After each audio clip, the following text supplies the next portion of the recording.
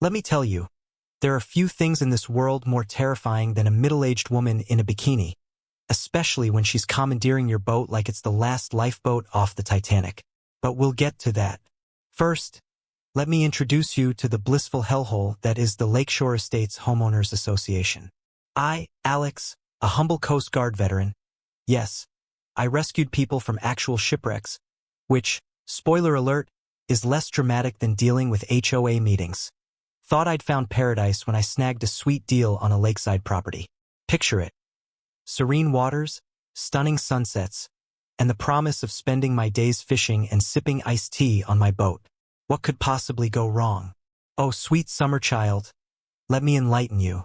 The first sign of trouble should have been the welcome packet from the HOA. It wasn't filled with friendly greetings and community event schedules. No, sir. It was a meticulously crafted legal document outlining every single thing you could and could not do on your property, in a font size that clearly indicated they were daring you to try and read it all. We're talking rules about the exact shade of beige your house had to be painted. Apparently, off-white was too rebellious. The length of your grass, anything over 2.5 inches, was considered a public nuisance. And the decibel level of your laughter after 9 p.m., because apparently, joy is a noise pollutant. But the crown jewel of HOA ridiculousness was the boat regulations.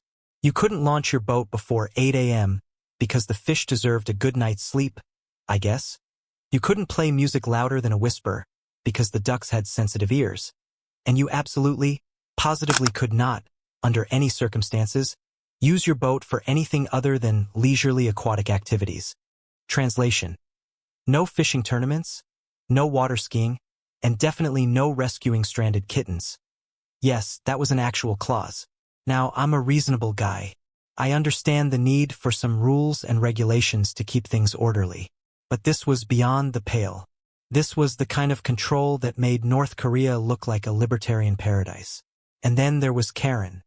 Karen, the self-appointed queen of Lakeshore Estates, the embodiment of HOA tyranny, the woman who made Attila the Hun look like a cuddly teddy bear.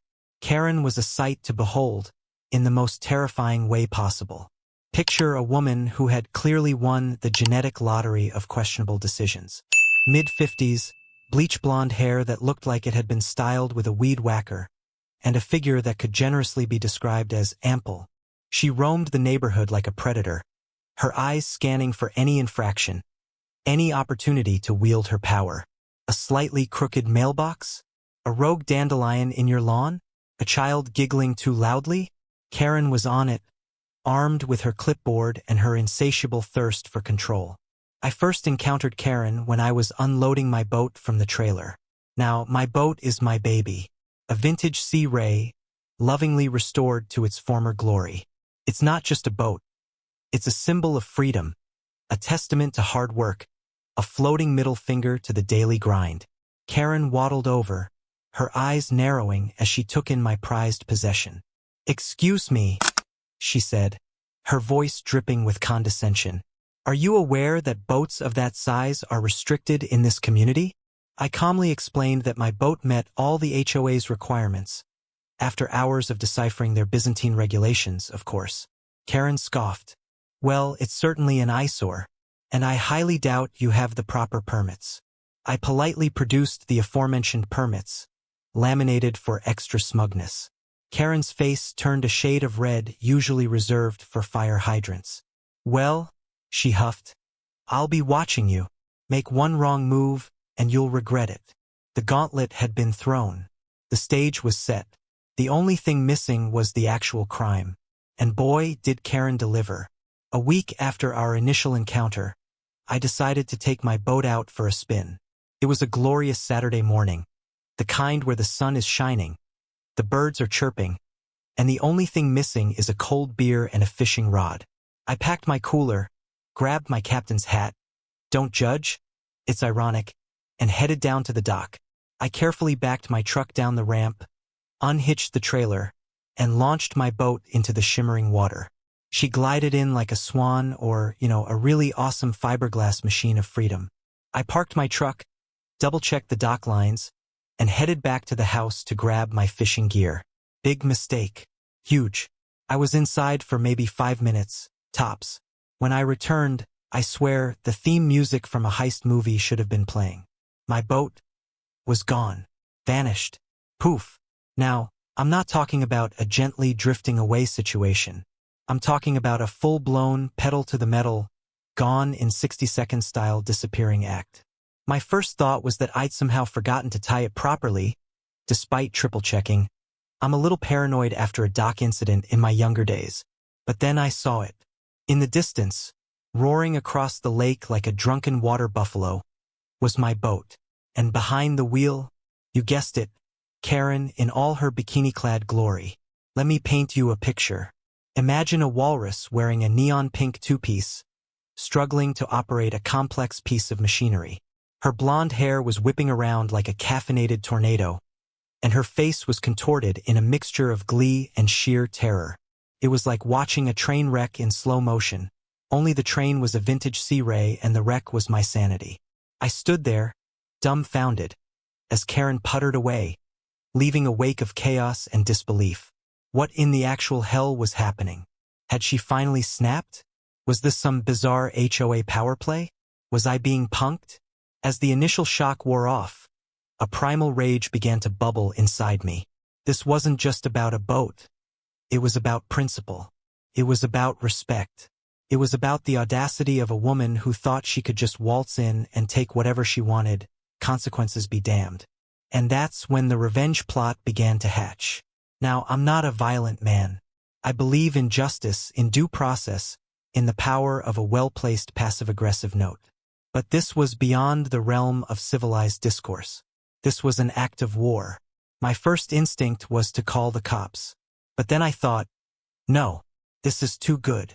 I envisioned Karen's smug face as she explained her way out of it. Oh, officer, I just borrowed it for a little joyride. I thought it was abandoned. The sun was in my eyes. I could practically hear the collective eye roll of the police force. No, this called for a more nuanced approach. This called for a Coast Guard-level response. I started by grabbing my phone and snapping as many pictures and videos as I could of Karen piloting my boat.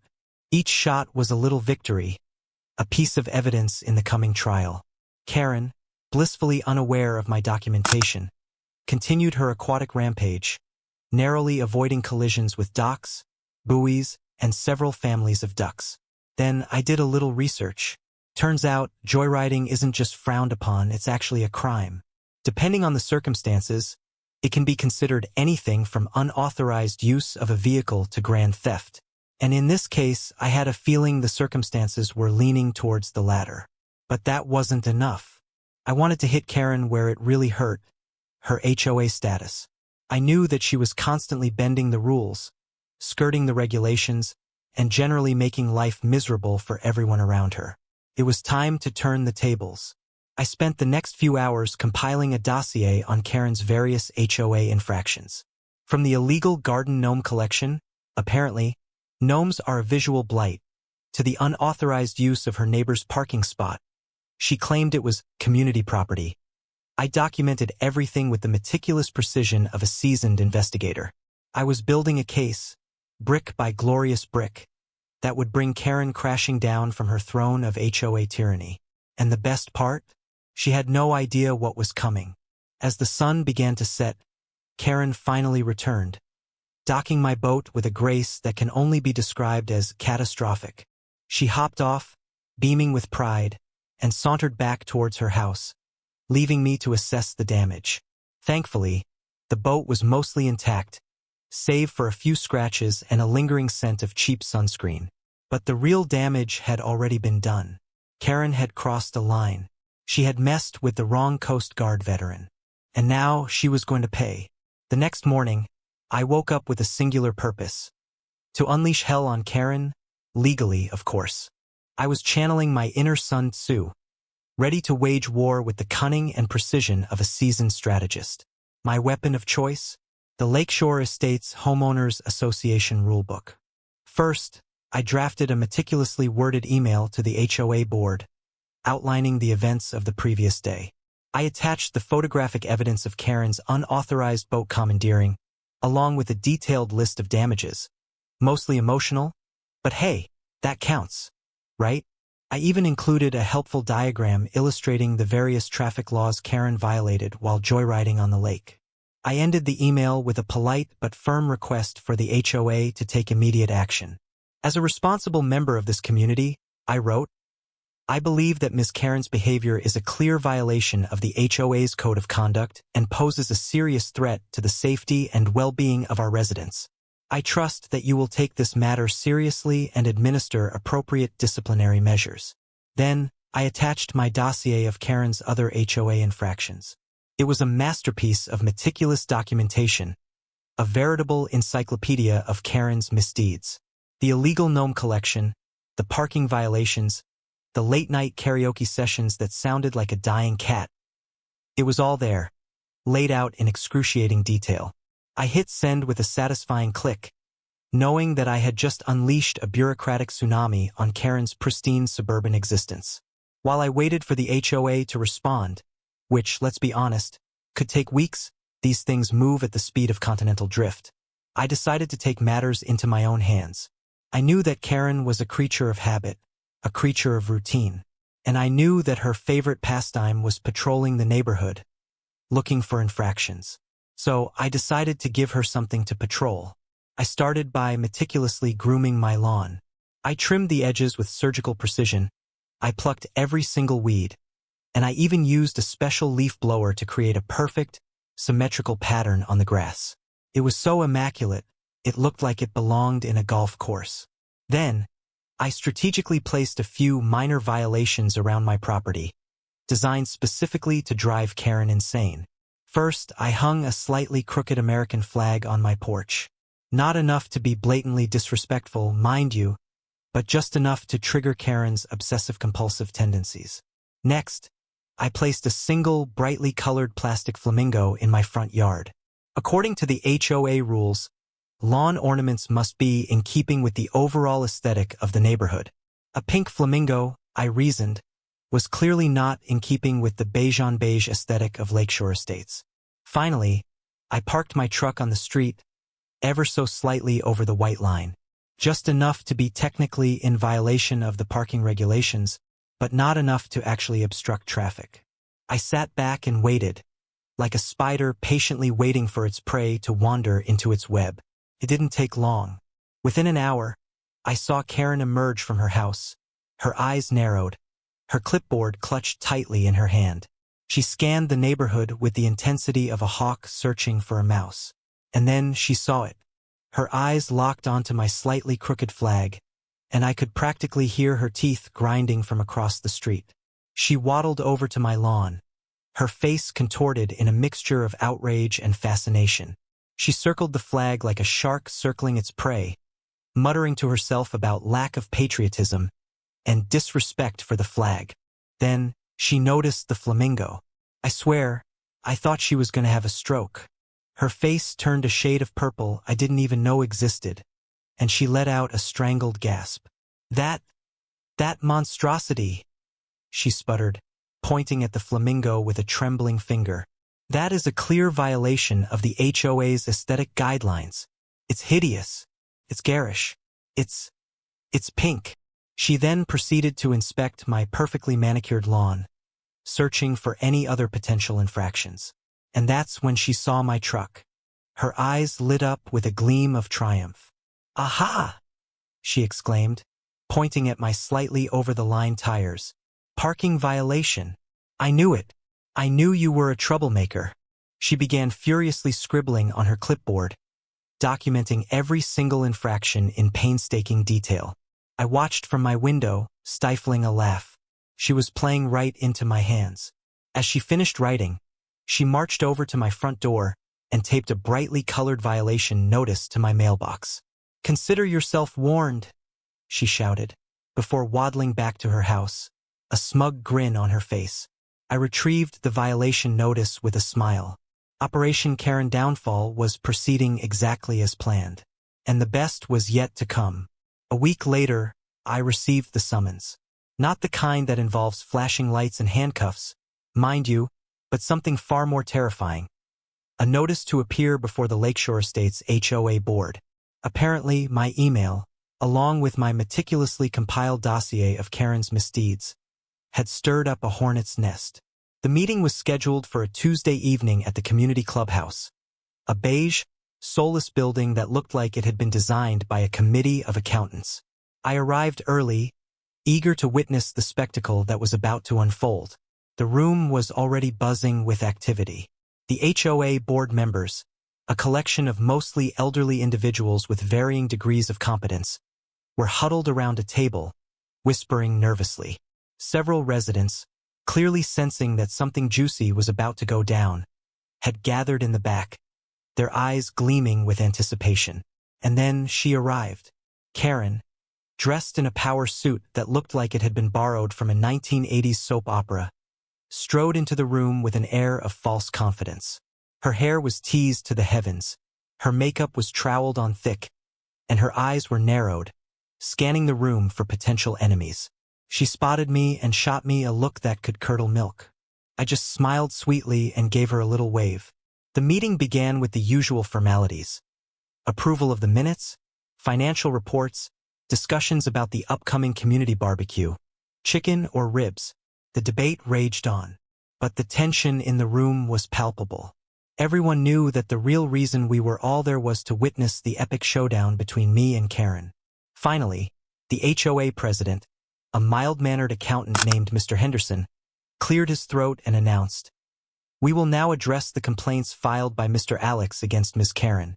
He then proceeded to read a summary of my allegations, carefully omitting the more colorful language I had used to describe Karen's behavior. Mr. Alex alleges that Ms. Karen unlawfully commandeered his boat, violated numerous HOA regulations, and generally created a hostile and disruptive environment within the community, he concluded. Mr. Henderson then turned to Karen and said, "Ms. Karen, do you have anything to say in your defense?" Karen stood up, straightened her power suit, and launched into a passionate defense of her actions. She claimed that she had only borrowed my boat because she thought it was abandoned. She insisted that her lawn ornaments were artistic expressions of her unique personality, and she argued that her efforts to enforce the HOA regulations were simply acts of community service. "I am a pillar of this community," she declared, her voice rising in indignation. "I volunteer my time, I attend every meeting, and I always put the needs of the HOA first. I am being unfairly targeted because I am simply trying to uphold the rules." I rolled my eyes. It was the same old song and dance. Karen always played the victim, even when she was clearly in the wrong. It was my turn. I stood up, took a deep breath, and calmly presented my case. I showed the photos of Karen joyriding on my boat, the diagrams of her parking violations, and the meticulously documented evidence of her illegal gnome collection. I spoke in a calm, measured tone, appealing to the HOA board's sense of reason and fairness. I pointed out that Karen's behavior was not only a violation of the HOA regulations, but also a threat to the safety and well-being of the community. "Ms. Karen believes that the rules don't apply to her," I said. "But that's simply not true.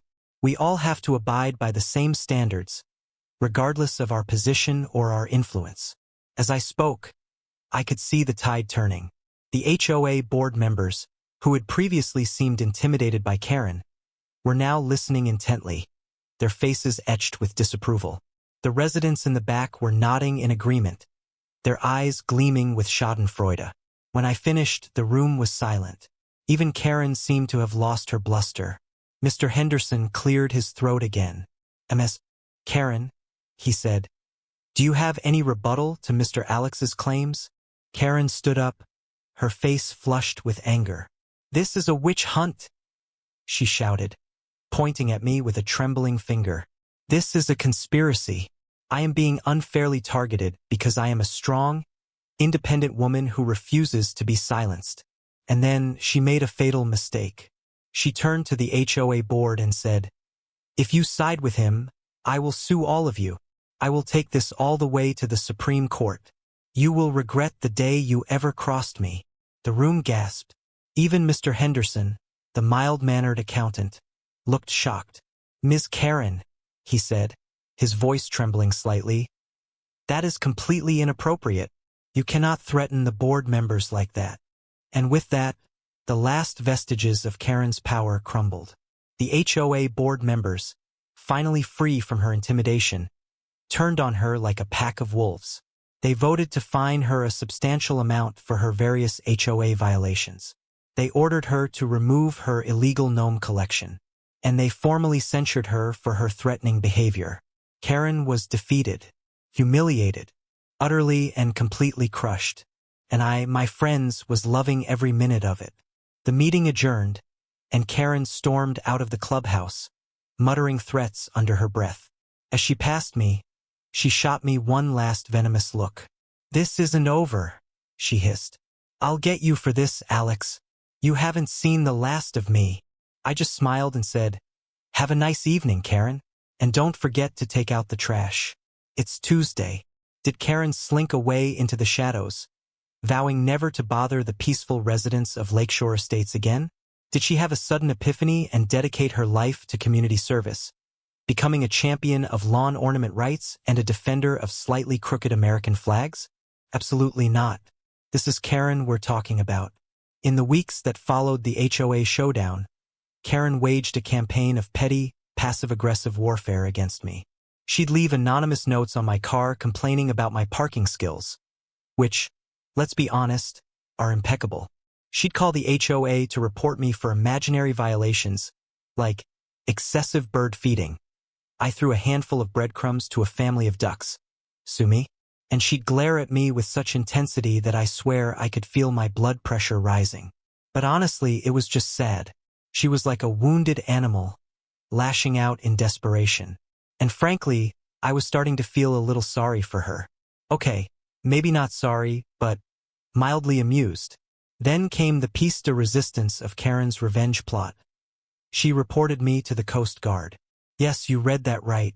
Karen, in her infinite wisdom, decided that the best way to get back at me was to try to get me in trouble with my own employer. She claimed that I was using my Coast Guard credentials to intimidate and bully the residents of Lakeshore Estates. She even accused me of using my boat for unauthorized maritime operations. Whatever the heck that means. I received a call from my commanding officer, a gruff but fair man named Captain Miller. He informed me that the Coast Guard had received a complaint about my conduct and that I needed to come in for a meeting. I'll admit I was a little nervous. The Coast Guard takes these things seriously, and a complaint like that could potentially damage my career. But I knew I hadn't done anything wrong, and I was confident that I could clear my name. I went to the meeting prepared to defend myself, armed with photos, emails, and the unwavering truth. But when I walked into Captain Miller's office, I found him sitting behind his desk, trying to suppress a laugh. "Have a seat, Alex," he said, his eyes twinkling. "So, I hear you've been terrorizing the good people of Lakeshore Estates with your Coast Guard prowess." I explained the whole situation, from the initial encounter with Karen to the HOA showdown. I showed him the photos of Karen joyriding on my boat, the violation notices, and the documentation of her various HOA infractions. Captain Miller listened patiently, occasionally chuckling at the absurdity of it all. When I finished, he leaned back in his chair and said, "Well, Alex, I've got to say, this is the most ridiculous thing I've ever heard, but I appreciate you coming in to clear things up." He then pulled out a copy of Karen's complaint, which was filled with exaggerations, lies, and outright fabrications. He read a few passages aloud, shaking his head in disbelief. "According to Ms. Karen, you've been using your Coast Guard boat to patrol the lake and intimidate the local waterfowl," he said, barely managing to contain his laughter. "She also claims that you've been illegally training dolphins to attack her kayak." I burst out laughing. Dolphins? Attacking her kayak? This woman was clearly off her rocker. Captain Miller smiled. "Don't worry, Alex," he said.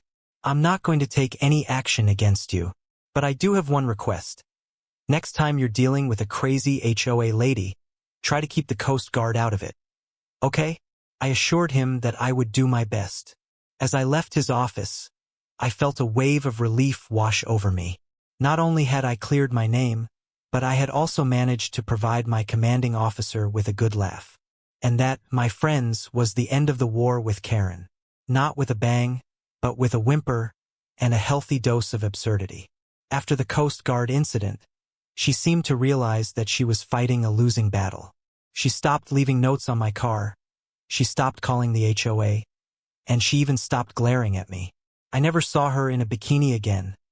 Thank heavens. Eventually, Karen moved out of Lakeshore Estates, presumably to terrorize some other unsuspecting community. And I, for one, was not sad to see her go. I'm still living in Lakeshore Estates, enjoying the peace and quiet, mostly. I still have to deal with the occasional HOA regulation, but I've learned to pick my battles. And I've learned that sometimes, the best revenge is simply living well and enjoying the fruits of your labor. I spent the next Saturday out on my boat, fishing rod in hand, sipping a cold drink, and soaking up the sun. The lake was calm, the birds were singing, and the memories of Karen were fading into the distance. As I drifted along, I couldn't help but smile. I had won. I had survived the HOA wars, and I had learned a valuable lesson. Never underestimate the power of a little bit of revenge, a good sense of humor, and a Coast Guard veteran with a boat.